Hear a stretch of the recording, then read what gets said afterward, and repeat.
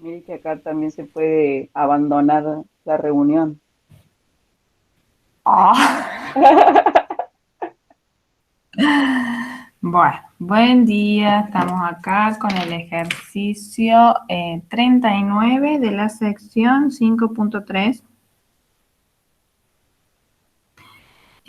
donde se pide demostrar un enunciado que justamente es el teorema de Euclides o el teorema fundamental de la proporción.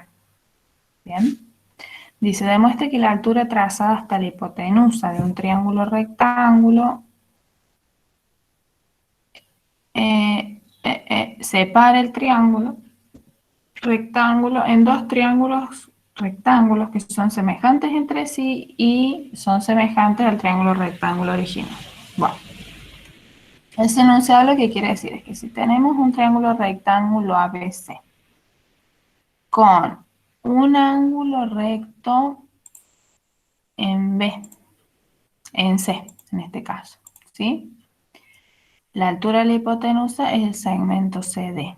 Entonces esa altura lo divide al triángulo, este rectángulo que tenemos, en dos triangulitos rectángulos más que son semejantes entre sí. ¿Qué quiere decir eso? Que el triángulo BDC es semejante al ADC, semejante entre ellos dos, y cada uno de ellos es semejante al triángulo dado.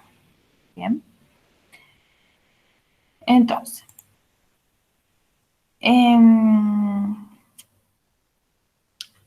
dado el triángulo y CD, que es la altura, va a ser el segmento CD perpendicular a B, hay que demostrar tres cosas: que el triángulo BDC es semejante al triángulo ABC, que el triángulo ADC es semejante al triángulo ABC y que ADC y DBC son semejantes entre sí.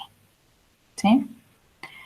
Entonces, primer paso la hipótesis. En el segundo paso tenemos el ángulo ADC y BDC son ángulos rectos, porque si dos rectas se intersecan perpendicularmente forman ángulos rectos.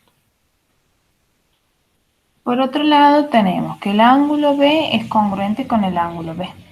Entonces fíjense, acá ya tenemos este triángulo chiquito, ¿sí?, que es recto, con el triángulo grande que también era recto, y tienen otro ángulo que es un ángulo en común. Por lo tanto, por el criterio ángulo-ángulo, esos dos triángulos son semejantes. B es congruente con B por la identidad. Del mismo modo, el ángulo A es congruente con el ángulo A por la identidad, es decir, la propiedad reflexiva de la congruencia. Entonces se va a cumplir que el triángulo chiquito ADC es semejante al ABC, ya que los dos son rectos y tienen un ángulo agudo en común. ¿Bien? Bueno, entonces ya demostramos que estos dos triángulos chiquitos, cada uno de ellos es semejante al triángulo grande. Yo les comentaba a los chicos que en el año pasado, con el otro libro, probábamos que estos dos triángulos, ahora el ADC y BDC, son semejantes entre sí, porque usábamos un teorema que decía que si dos triángulos son semejantes a un tercer triángulo, esos triángulos son semejantes entre sí. Que ese teorema no sería otra cosa más que la propiedad transitiva de la semejanza.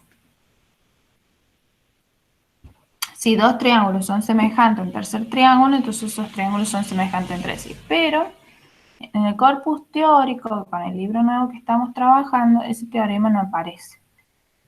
Entonces tenemos que buscar otra forma de demostrarlo, que estos dos triangulitos chiquitos son semejantes entre sí, sin usar ese enunciado, pero usando todos los enunciados anteriores que en el libro ya hemos visto.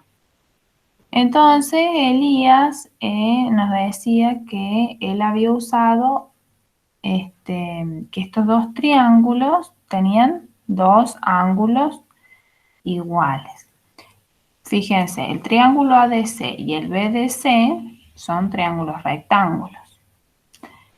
Y y son semejantes, perdón, el AD, C y el B y el ABC, el grande y el chiquito, como son semejantes, tienen los ángulos congruentes. Entonces justificamos el paso con que ángulos congruentes de triángulos semejantes son congruentes. Entonces así tenemos que el ángulo ACD va a ser congruente con el BCD. Y el ángulo A va a ser congruente con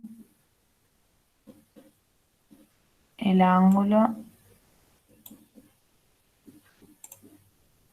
DBC. Bien.